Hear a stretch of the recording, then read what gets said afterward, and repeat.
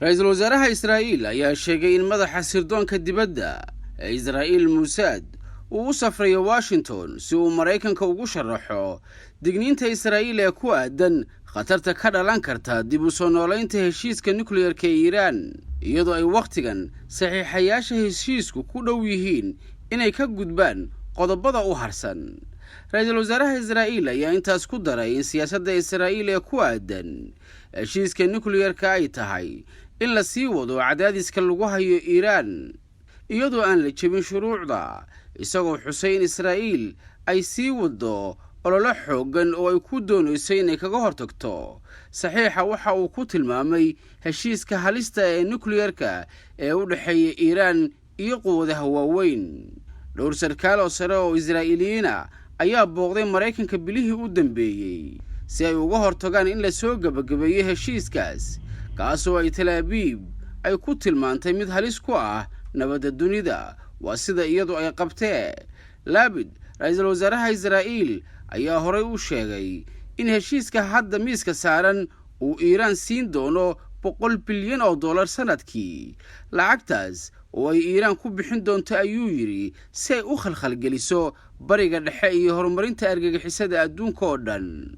Israa'iil waxay doonaysaa waqtigan in beesha caalamku ay cunaqabatayn kale iyo cadaadis kale ay saarto Iiraan, sidoo kalena Iiraan loogu hanjabo in tallaabo militari laga qaadayo haddii ay Iiraan sii wado dadaalka ay ku doonayso inay noqoto dal leh quwad nukliyeer. Dhinaca kalena Mareykanka ayaa u xaqiijiyay Israa'iil in Iiraan aysan marnaba noqon doonin quwad leh nukliyeer.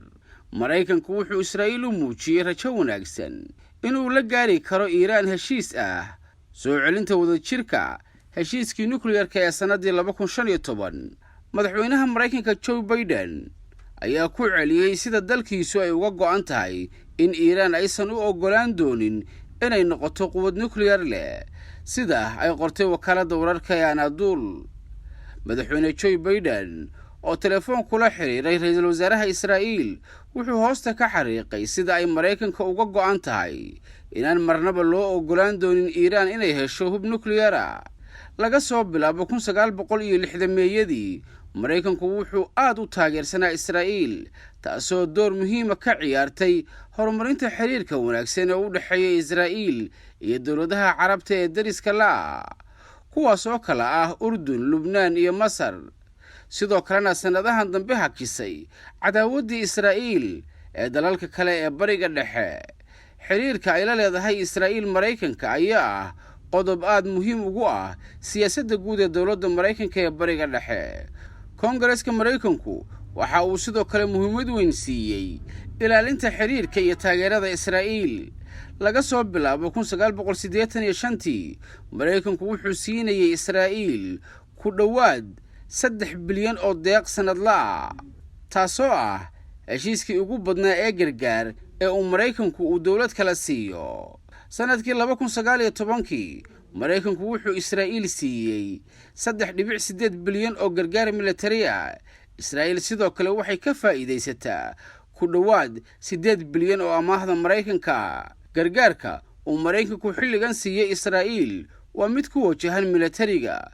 Waxaa intaas dheer, Mareykanku waa saaxiibka ganacsiga ugu weyn ee Israa'iil. Israa'iilna waa tan 25aad ee ganacsiga ugu weyn ee Mareykanka. Ganacsiga labageesoodka waxa uu gaaray lacag dhan $36 bilyan sanadii 2013 haddii tusaale loo soo qaato oo keliya. Marka laga soo tago kaalmada dhaqaale iyo midda militari, Mareykanku waxa uu sidoo kale taageero siyaasadeed oo ballaaran siiya Israa'iil, isagoo 42 jeer u adeegsaday golaha ammaanka ee qaramada midoobay awooddiisa diidmada qayaxan ee fiitooga qaraarada lagu cambaaraynayo Israa'iil. Sidoo kale Mareykanku 83 jeer ayuu isticmaalay diidmada qayaxan ee veto si uu Israa'iil uga fogeeyo in lagu ciqaabo dhibaatooyinka ay u geysato shacabka Falastiiniyiinta. Intii u dhaxaysay 1991 ilaa 2011, 24 ka mid ah diidmada qayaxan ee veto ee uu Mareykanku isticmaalay 15 ka mid ah ayaa loo adeegsaday ilaalinta Israa'iil.